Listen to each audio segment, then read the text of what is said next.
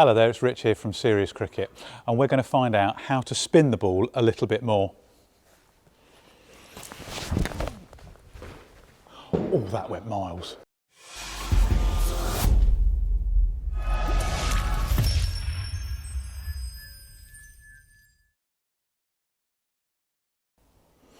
Okay, we've got a couple of bits to help you with, or to chunk out how to spin that ball a little bit more. So first up, we would look at the grip on the ball.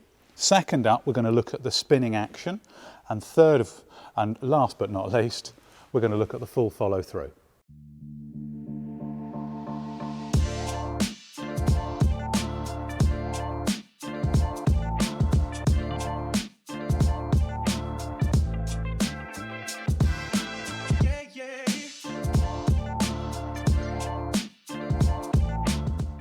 Okay, grip.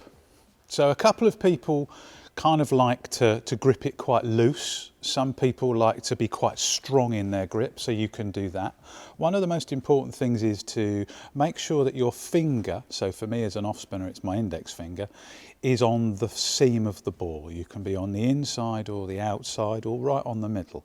It doesn't matter, but make sure that you're touching that ball with that finger so that you can brush your finger over the top of the ball and impart some revolutions.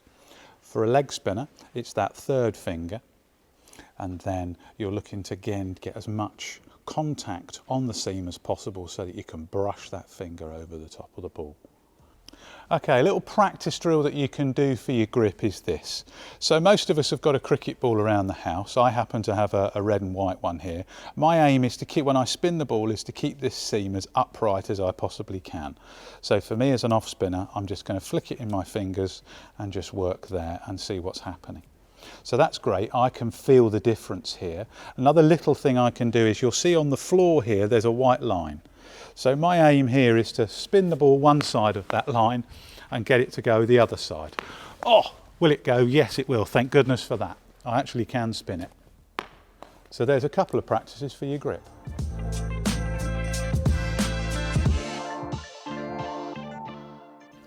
Okay, so to follow on from the grip, we have the spinning action. So that bit is, it's when you brush your finger over the top of the ball. But for an off spinner, we also get the wrist involved to come around the ball. So that might be a reason why your ball isn't spinning as much. So another reason it might be spinning is you're getting it involved and it's in a slightly different position. So it's underneath the ball. Now that will create a kind of a spaceship type ball flight. Now when the ball lands, it lands on the leather, that's going to skid on, not seam. Or should I say spin. So we want it to hit the seam, that 45-degree angle, that's the ideal. We want it to hit that and then go and make that big spin motion. So looking at the two sort of differences there of wrist position at release, we would be looking at, if you go to your let go position, you're looking at something like that for your undercutter, so where you get underneath the ball. And it's a very slight change where you'd just be a little bit higher, a little bit more upright, and that wrist would work in a slightly different angle, again looking to create that 45-degree seam position to create the spin.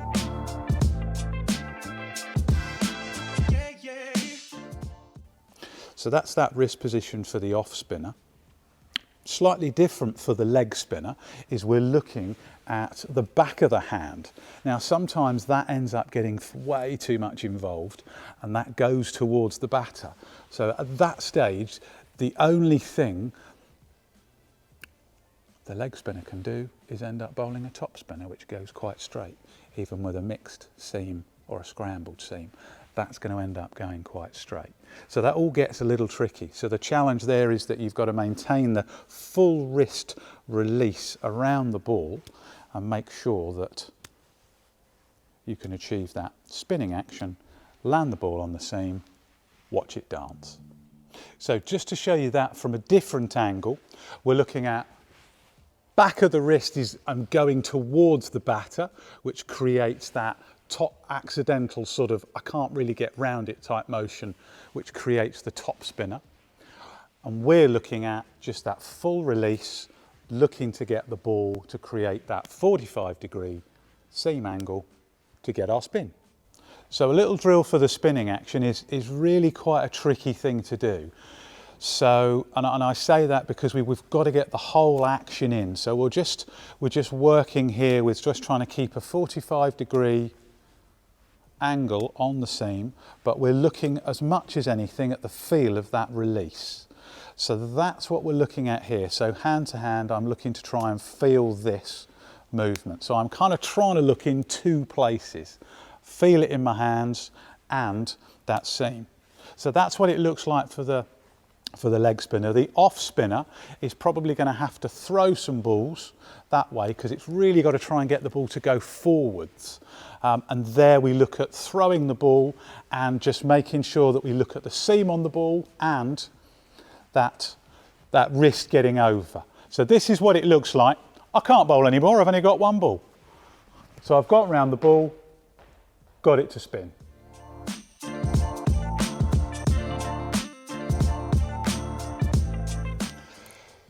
So to put those two things together, grip, spinning action, we now need to move our arms and get that into the full bowling action. So we're looking at the arms coming all the way through and high to the left. If our arms do that, there's going to have energy in it. Energy for a spin bowler creates spin. We have to do the same thing as a quicker bowler, where the arms come all the way through, but the energy there for a quicker bowler is pace. We want that spin to have lots of energy, that ball to have lots of energy, create lots of spin. So really working hard on that full follow through will achieve that. Should we have a look? Oh, thankfully that went miles. So your full bowling action, your full arm path, very simple little practice here. You can do a couple of them. One from the crease, letting go of the ball goes forwards. And then the other one is just a couple of walking paces and you're going to let go of the ball. Ooh, that one turned a lot. Okay team, in amongst all of that is going to be something that is really applicable to you and your bowling. I don't know what it's going to be. It might be your grip, it might be your spinning action, and it might be your full arm follow through.